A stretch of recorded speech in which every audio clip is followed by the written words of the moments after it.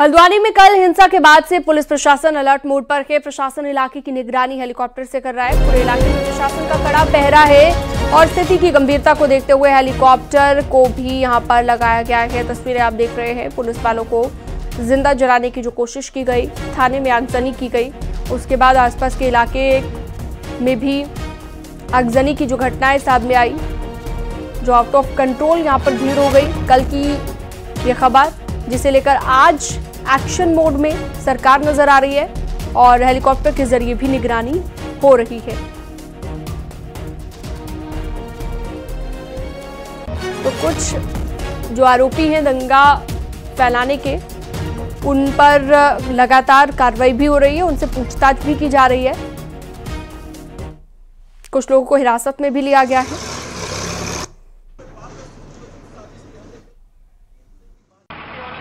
उत्तराखंड के हल्द्वानी में बीते गुरुवार को जमकर हिंसा हुई। दरअसल नगर निगम की और पुलिस की टीम अवैध अतिक्रमण को हटाने गई थी, लेकिन वहां पर पुलिसकर्मियों पर बुरी तरीके से हमला कर दिया गया।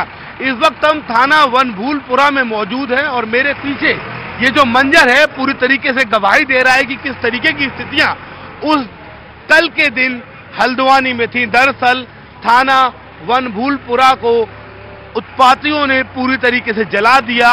सैकड़ों के आसपास वाहन थे जिनमें मोटरसाइकिल, कारें, उनको पूरी तरीके से जला दिया और उसका मलबा अब यहाँ पर नगर निगम की टीम पूरी तरीके से हटा रही है। जो मंजर आप देखेंगे वो इतना भीषण है कि सड़कें काली पड़ चुकी हैं। मेरे लेफ्ट में आप देखें तो ये थाना वनभूलपुरा है और इसको पूरी तरीके से जला दिया गया है। मैं आपको अंदर से एक बार उन विजुअल्स को दिखाऊंगा, उस कंडीशन को दिखाऊंगा कि किस तरीके से यहाँ पर उत्पातियों ने पूरी हिंसा की और एक प्लानिंग ये थी कि पूरे थाने को जला दिया जाए।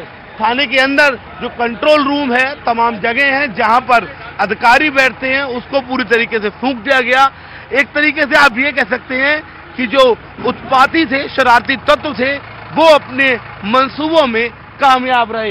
ये थाना है और एक बार आप विजुअल देखें तो आपको बुलेट मोटरसाइकिल से लेकर तमाम चीजें नजर आएंगी जो पूरी तरीके से जल चुकी हैं। उत्पाती शरारती तत्व थाने के अंदर घुस आए थे।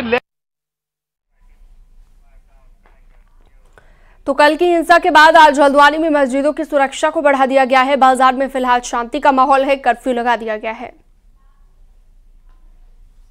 हल्द्वानी शहर में संभावित हिंसा को देखते हुए प्रशासन ने विशेष सुरक्षा इंतजाम किए हुए हैं। विशेष तौर पर जो मस्जिदें हैं उनकी सुरक्षा बढ़ाई गई है और साथ ही जो मस्जिद हिंदू इलाके में है, इस समय मैं जामा मस्जिद के ठीक बाहर मौजूद हूं। ये शहर की मेन मस्जिद है और यहीं पर शहर इमाम भी रहते हैं और यहीं से वो नमाज अता करवाते हैं। लेकिन इस समय इस मस्जिद के दरवाजे आपको बंद नजर आ रहे होंगे। ये हल्द्वानी के मेन बाजार में मौजूद है और आपको मस्जिद इस समय इसके दरवाजे आम दिनों में खुले रहते हैं। विशेष तौर पर शुक्रवार के दिन तो यहां पर बहुत ज्यादा चहल पहल रहती है, लेकिन आज आप देखिए कि किस तरीके की सुनसानी यहां पर पसरी हुई है। ये शहर का मेन बाजार का इलाका है जिसमें आपको इक्का दुक्का लोग जो जरूरी काम से जा रहे हैं वही लोग दिखाई देंगे। आम दिनों में बहुत ज्यादा रश यहां पर रहता है, विभिन्न तरह की यहां पे दुकानें हैं, लेकिन इसके ठीक पीछे अगर हम एक दो गलियां छोड़ दें तो यहीं से मुस्लिम आबादी शुरू होती है और एक तरीके से ये वो इलाका है, ये बैटलफील्ड बन जाता है जब ऐसी स्थिति हल्द्वानी में पैदा होती है, क्योंकि एक तरफ यहां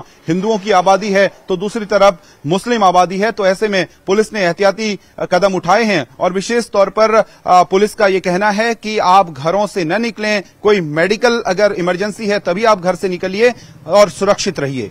शैलेंद्र नेगी, न्यूज़ 18 हल्द्वानी।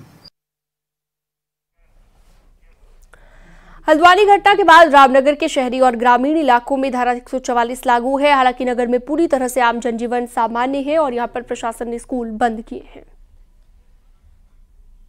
घटना को देखते हुए रामनगर में धारा 144 लागू की गई है, जिसके बाद से आप देख सकते हैं कि रामनगर में स्थिति सामान्य है, आम जनजीवन सामान्य रूप से चल रहा है। यहाँ धारा 144 का सीधा मतलब है कि 4 या 4 से अधिक व्यक्ति एक स्थान पर खड़े नहीं हो सकते। कोई जुलूस, प्रदर्शन, इस तरह की सभी चीज़ों पर प्रशासन की नज़र रहेगी। वो नहीं कर सकते इस तरह की चीज़ें, और जो भी इस तरह की चीज़ें करनी होंगी उसके लिए प्रशासन से अनुमति लेनी होगी, उसके बाद ही वो चीज़ें की जा सकेंगी। और इसके साथ ही असलहा या लाठी डंडों को लेकर चलना भी पूरी तरह से प्रतिबंधित रहेगा। अगर असलहे ले जाते हुए कोई प्रदर्शन करता है तो वो भी गैरकानूनी माना जाएगा। और इसके साथ साथ प्रशासन ने स्कूल की छुट्टी कर दी है। आज के दिन स्कूल बंद रहेंगे, जिससे कि कोई भी स्थिति, अप्रिय घटना होने पर स्थिति को तुरंत संभाला जा सके। गोविंद पाटनी, न्यूज़ 18, रामनगर।